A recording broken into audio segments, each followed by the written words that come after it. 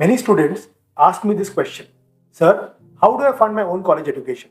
I do not want to put pressure on my parents, and I also want to be financially independent. Financial literacy is very, very important today for students and parents because it has an impact not only on the career journey of the student but even on the parents' retirement as well. And it is a very noble thought which a student has of paying for his own college education. It is not necessary that you need to come from a rich background or a poor background financially, but funding your own education can be one of the biggest achievements and satisfactions that makes you realize the importance of money and also makes you understand how not to take things for granted, especially the hard-earned money of your parents that has been spent on your education for last so many years.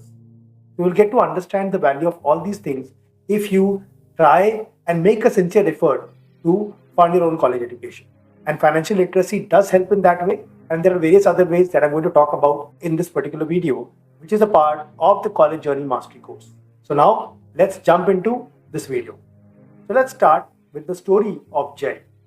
So Jay is a student from a middle class family, and he knew the challenges his family has gone through, especially financially.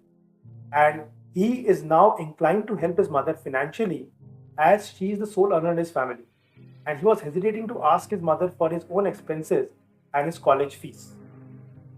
So he's already studied almost 1 year in college, and he now wants to understand how he can help his family, how he can support his mother in paying for his college expenses. So let's try to understand what could be the various ways and see if we can help Jay and also help you in the process. The first is applying for scholarships. So this seems like quite an obvious solution to problems related to funding education. But believe me, most students are not even aware of scholarship programs that they can apply for. So even if they have information on a particular scholarship, students make the mistake of applying to only one scholarship program. Don't assume you won't get selected and thus shouldn't apply. So applying to more than one scholarship automatically means a higher chance of getting selected for one and better chances of financially securing your college education. So this is especially true for overseas college, which offer plenty of scholarships to students ranging from 10 to 15% to sometimes even 100% scholarship. So it's very, very important that you apply for multiple scholarship programs when it comes to applying for them. Don't be stingy on that. Also, we have a career website that you all may be aware about, the career website dashboard, that in detail talks about various scholarships that are available in India for various colleges and various income categories and various meritorious students who can take advantage of this and can get a waiver in their college fee. It could be on the graduation level or in the post-graduation level. Right? If you want to know more about this college website, you can check out another video, the link of which I will share in the description. Next comes, look for paid integrated program.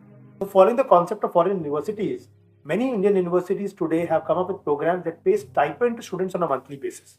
Yes, and I'm not talking about only about PhD programs. Is even true for many of the bachelor's and the master's program also.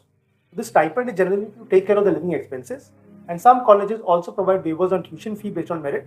Hence, you should target such universities and colleges and apply to more than 2 universities at the very least. For example, programs such as BStat Honors and BMaths Honors in Indian Statistical Institute, Kolkata, offer a stipend of INR 3,000 per month to students. For some time back, it may be revised. You can check it at the website. Also, Indian Institute of Science Bangalore and IIT offer stipend up to 12,000 to students enrolled in the MTech courses. Students who go for the teaching assistantship program or the research assistantship program, so they get this monthly stipend. So you can research for such programs as well. Next, may sound obvious, but as getting a part-time job. So part-time jobs could be a great way to pay for college for many reasons. First, they not only help you to get money, but they help you to get real-world experience of working and earning in a proper organization. Second, they help you become mature and take responsibility in your early years. So third, obviously, they help you self-finance your education. So part-time may not help you pay for all your tuition money, but it will help you take care of your living expenses and personal expenses, which accounts for a large chunk of college expenses. Their part-time jobs don't always have to be in office. You can look for online freelancing jobs where you work on a project-by-project basis. Now you may say, don't want to directly look for a job, right? So you can gain some first experience by applying for a paid work-from-home internship instead. So these work roles will be similar, but the type of responsibilities will be lighter, and they are much easier to find as a student with limited experience. So you should be careful while choosing a part-time work for yourself. A job that helps you build your profile and lets you learn and earn at the same time is the one you should pick. For example, you may look at jobs such as content writing, blogging, assistant lab helper, or assistant to researcher, online tutoring, data entry jobs, bookkeeping, etc. that could help you to pay your bills. Then comes applying for student education loan. So education loans are one of the best tools that help students avail quality education. The loans cover the cost of tuition and any other fee that the institution may charge a student. So whether a student wishes to study in India or abroad, the Indian government has taken many initiatives to lower rates for student loans in collaboration with the RBI and Indian banks. So most banks offer students loans at about 9 to 11% interest rate, which is lower than the interest rate for personal loans. And also, the Department for Higher Education, which is Ministry of Human Resource Development, has also launched an e-portal called Vidya Lakshmi. This portal allows students to access information on various bank loan schemes and apply for multiple schemes as well. So before applying to any loan, please read the terms and agreements as well as the benefits very carefully. If you do not understand them, please take guidance of any family member or friend or a tutor who has understanding of banking or financial terminology. Then comes start saving early on. This was what I was talking about in terms of financial literacy. Even if your college education is being funded by your parents, the moment you start earning money, it could be through internships or projects that you do, it's very important that you start saving money. And whatever money you save right now, you can invest that in the market, maybe through mutual funds or through PPF or other saving schemes. Then you could get a lot of benefit from them because your age is young now. You may be around 20 or even less than that. From this age, if you invest even for the next 15-20 years, it can grow enormously because of the time factor. The money doesn't grow so much because of the amount that you invest in, but more because of the time factor, and you can check that through calculations. So many of us are aware of our career goals from an early age. And even if you're not, at least we know that we will grow up to go to college and get a job. This is why you should start saving up for education from young age also. And I'm not talking about piggy banks. I'm talking about a legit savings bank account. And your saving does not have to be a huge amount. Even little chunks of money that you put in every month or quarterly can take a huge load off your shoulder. And you can even start an SIP, systematic investment plan, which will really help you invest a small sum of money each month towards your future. These kind of plans will help you gain interest on your savings, thereby growing your college fund over time. And when the time comes to go to college, you will be proud and relieved at the same time.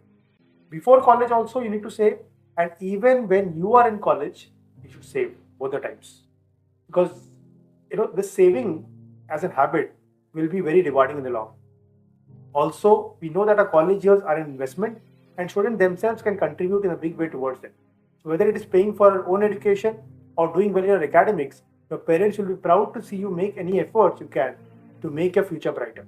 I hope these points actually are helping you and you are thinking on which of these points, which of these suggestions or strategies you would like to apply to fund your own education. So now coming back to Jay, after watching this particular video and going through the presentation, Jay finds the quick actionable tips to implement and pay for his college fees as he started saving as small as he can. And he also found a part-time job to help his family in meeting the expenses for his college education. To conclude, basically there are various ways in which you can actually fund your own college education, and it's really appreciable even if you're thinking in that direction and you have learned from this video. Now take actionable steps. I hope this video was helpful for you, and in the next video I'm going to discuss about LinkedIn strategies of how LinkedIn can help you leverage your career journey while you are in college itself.